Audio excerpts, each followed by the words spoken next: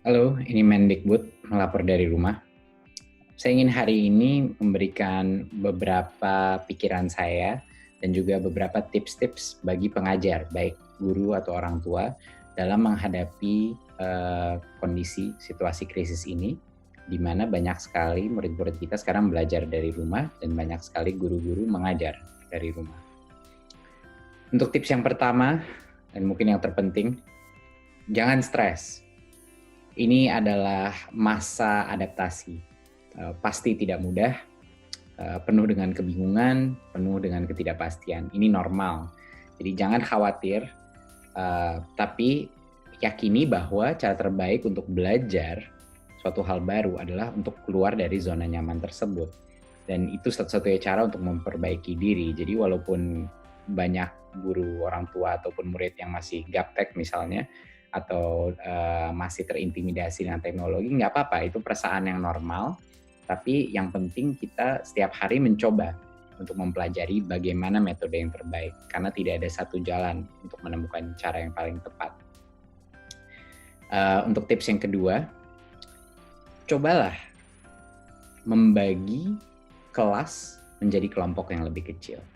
Ini merupakan mungkin bagi banyak sekali guru dan pengajar suatu hal yang baru, tapi ini saatnya kita mencoba.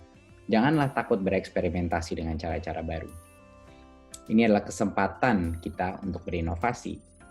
Banyak pengajar sekarang sebatas memberi assignment saja, lalu hasilnya dievaluasi. Ini memang wajar dalam situasi yang sulit seperti ini, pasti banyak yang main aman saja, berikan tugas secara tertulis dan setelah diselesaikan dikoreksi dan diberikan angka. Dan besoknya sama lagi. Tapi mungkin ada cara lain yang mungkin lebih efektif. Tidak semua murid punya level kompetensi yang sama. Yang unggul di satu bidang belum tentu unggul di bidang yang lain. Cobalah membagi kelompok belajar berdasarkan kompetensi yang sama. Contoh, kalau satu hari ada 5 jam mengajar, kenapa harus seluruh kelas serentak diajar lewat videocon? Kenapa satu kelas semuanya diberikan tugas yang sama?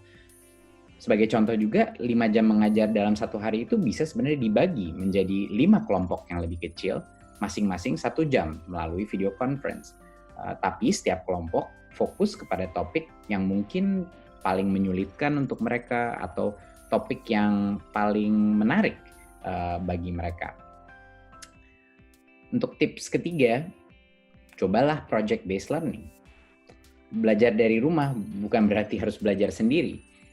Kalau kelas, seperti yang sebelumnya saya bilang, sudah dibagi menjadi kelompok yang lebih kecil, para pengajar bisa memberikan group project assignment. Dengan ini, murid-murid itu belajar untuk bertanggung jawab dalam grup yang lebih besar. Angka mereka terikat satu sama lain. Dan ini menciptakan suatu tantangan kolaborasi. Mereka terpaksa untuk bekerja sama. Dan ini melatih empati mereka dan juga kemampuan mereka untuk mendorong sesama lain. Dan secara otomatis, salah satu profil yang terpenting untuk para siswa, yaitu azas gotong royong mereka, itu terbentuk. Nah, jadi membagi kelas menjadi kelompok kecil ini sebenarnya membuka banyak sekali kesempatan untuk project based learning yang luar biasa. Dan ini nggak akan langsung lancar, saya jamin. Tapi harus mulai dicoba. Jangan remehkan kemampuan anak untuk mengatur dirinya jika mereka saling bergantung kepada murid lainnya. Pasti banyak guru-guru dan orang tua yang terkejut melihat level motivasi mereka yang meningkat. Tips keempat, alokasikan lebih banyak waktu bagi yang tertinggal. Mungkinkah ini kesempatan untuk memberikan fokus yang lebih banyak kepada murid-murid yang tertinggal di kelas, sehingga mereka bisa lebih percaya diri saat mereka bergabung lagi di kelas saat COVID-19 krisis ini sudah berakhir. Jadi mereka bisa mengejar dalam waktu ini. Mungkinkah ini kesempatan emas untuk melibatkan orang tua untuk memahami dan membantu apa tantangan anak-anak mereka yang mungkin tertinggal di kelas, yang mungkin pembelajarannya terganggu ataupun mereka mungkin lebih lambat di satu topik tertentu. Karena ada beberapa anak-anak yang jelas punya bantuan yang lebih banyak gitu. Ada anak-anak yang butuh bantuan lebih banyak, ada anak-anak yang mungkin lebih independen. Jadinya kenapa semua guru dan pengajar harus membagi waktu secara rata antara semua anak. Mungkinkah ini kesempatan untuk benar-benar membantu anak-anak yang lebih tertinggal, yang lebih butuh bantuan? Tips kelima adalah fokus kepada yang terpenting. Kalau kita mau mengerjakan semuanya kejar tayang silabus saja, pasti akan suboptimal dan tidak akan efektif. Ini saatnya bereksperimentasi dengan alokasi waktu. Kenapa harus di semua mata pelajaran diberikan waktu yang sama di metode online baru ini? Mungkinkah ini kesempatan untuk mengejar konsep-konsep mendasar yang tadinya tertinggal? Daripada kejar tayang semua topik, mungkin ini kesempatan emas untuk menguatkan konsep-konsep fundamental yang mendasari kemampuan murid-murid untuk bisa sukses di mata pelajaran apapun. Contohnya seperti literasi dan numerasi atau pendidikan karakter. Dan tips keenam, sering nyontek antara guru. Cuman setengah bercanda. Memang nyontek antara murid itu tidak boleh, tidak bisa dilakukan dan itu tidak bisa diterima.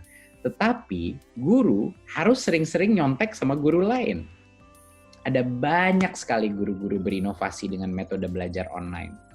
Sama seperti murid, ada guru yang lebih cepat, ada guru yang lebih lambat beradaptasi dengan teknologi. Jangan ragu-ragu meminta pertolongan dari guru lain. Jangan ragu-ragu meminta contoh-contoh atau best practice dari guru-guru yang lain.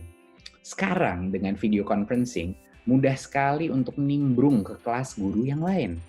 Minta izin kepada guru tersebut. Boleh nggak saya mengobservasi kelas Anda melalui video conferencing? Apa yang guru itu lakukan? Bagaimana mereka menyampaikan bahan? Bagaimana mereka menggunakan fitur-fitur software itu? Bagi guru-guru yang sudah pede dengan teknologi, ajaklah guru-guru lain masuk ke dalam kelas virtual mereka, agar bisa melihat dan memberikan inspirasi kepada mereka.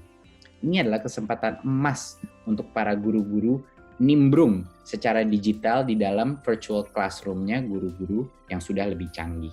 Jadi itu yang saya maksud dengan guru harus sering-sering mencontek guru-guru lain yang lebih canggih di bidang teknologi dan yang sudah berinovasi lebih jauh. Dan tentunya ini akan juga meningkatkan semangat para guru karena mereka bisa melihat di dalam suatu virtual classroom apa yang mereka lakukan berbeda dari kelas yang biasa. Dan tips terakhir adalah have fun. Mengajar itu tidak mudah, tapi siapa bilang harus membosankan dan sama-sama saja. Walaupun kita dalam krisis ini saatnya mencoba hal-hal yang dari dulu mungkin kita masih ragu, tapi di dalam hati kita rasa ini yang terbaik untuk para murid-murid. Inilah saatnya kita mendengarkan insting kita sebagai guru dan orang tua, dan bukan hanya mengikuti proses seadanya. Seperti murid, inilah saatnya guru dan orang tua berinovasi dengan melakukan banyak tanya, banyak coba, dan banyak karya.